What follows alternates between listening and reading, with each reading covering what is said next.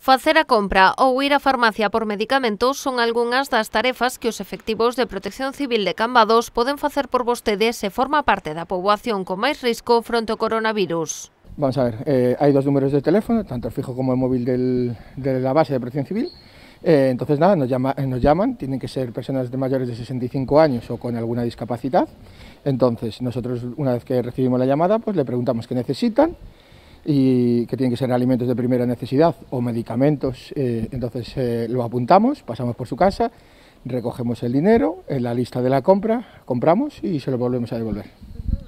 O funcionamento é sinxelo. Mediante unha chamada telefónica á base de Protección Civil poden solicitar esta atención, posta en marcha dende o Concello de Cambados para facilitar o illamento. A ver, desde el primer momento hemos recibido muchas llamadas para preguntar cómo iba el servicio, porque hay mucha gente que tiene la familia fuera y los padres viven solos.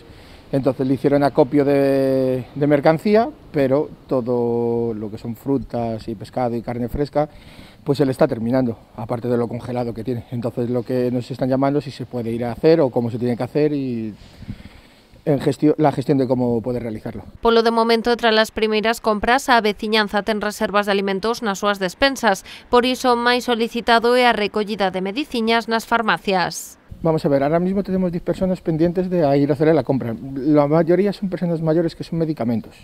Pero lo que te decía, hay mucha gente que ha llamado de Madrid, hay gente que está embarcada en barcos de fuera, que le dejaron la compra, pero claro, están un mes embarcados o 2 meses, entonces les cuesta que alguien, un vecino o cualquier cosa. Entonces nos han llamado para poder realizar las compras. Estamos con la Policía Local y con la Guardia Civil para lo que nos soliciten y a través del Concello intentamos que la gente no salga a la calle, o sea, que nosotros podamos realizar la compra para que menos gente haya en la calle, mucho mejor para todos.